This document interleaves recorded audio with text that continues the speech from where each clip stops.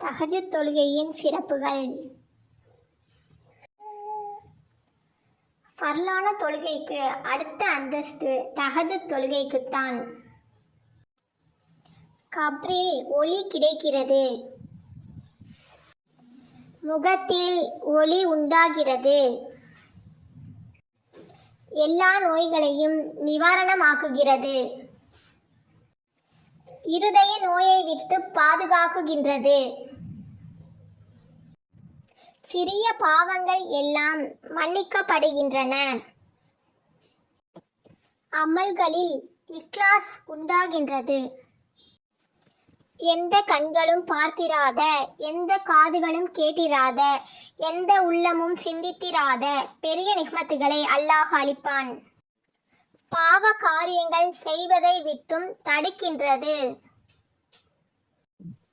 அல்லாஹுடைய நெருக்கம் கிடைக்கின்றது. இல்மில் பிரகாசம் உண்டாகிறது. மனதை விசாலமாக்குகின்றது. ஆயுளை அதிகரிக்கின்றது. மேலும் அத்தொழுகையை நிறைவேற்றியவருக்கு சொர்க்கத்தில் ஒரு கண்ணாடி மாளிகை கிடைக்கும். அம்மாளிகையின் வெளியே இருந்து பார்த்தால் உள்ளே உள்ளதெல்லாம் தெரியும், உள்ளே இருந்து பார்த்தால் வெளியே உள்ளதெல்லாம் தெரியும். சுவர்க்கத்தில் ஒரு மரம் உள்ளது, அதன் மேல் பட்டாடைகள் வெளியாகின்றன. அதன் அடியில் யாக்கூத் என்னும் முத்துக்களால் அலங்கரிக்கப்பட்ட குதிரை இருக்கும். அந்த குதிரையில் தஹஜ்ஜுத் தொழுபவர்கள் தாம் நாடிய இடத்திற்கெல்லாம் செல்லலாம். உள்ளமும் நாவும் ஒன்றுபடுகிறது.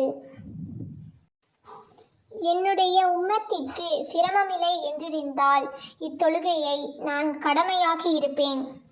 ஹதீஸ்.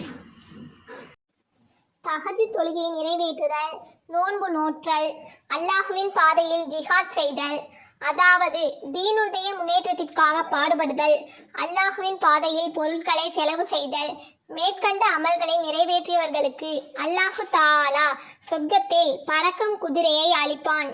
ஹதீஸின் கருத்து. எவர் ஒருவர் தஹஜ்ஜுத் தொழுகையை நியமமாக தொடர்ந்து தொழுது வருவாரோ அவர் அல்லாஹுடைய நேசராக வலியாக மரணமடைவார். அல்லாஹுடைய நேசர்களுக்கு பயம் என்பது கிடையாது, மேலும் கவலைப்படவும் மாட்டார்கள் என்று அல்லாஹு தஆலா கூறுகிறான். தஹஜ்ஜுடைய நேரத்தில் துஆக்கள் ஏற்றுக்கொள்ளப்படுகின்றன. இத்தொழுகை குறைந்தது 2 ரக்காயத்துகள், அதிகபட்சம் 2 ரக்காயத்துகளாக எவ்வளவும் தொழுது கொள்ளலாம். ஆனால் ஹனபி மத்ஹபின் படி அதிகபட்சம் 12 ரக்காயத்துகள் என்று குறிப்பிடப்பட்டுள்ளது. இத்தொழுகையை நடுநிசியிலிருந்து ஃபஜ்ருடைய வக்துக்கு 10 நிமிடங்களுக்கு முன்பு வரை தொழுது கொள்ளலாம்.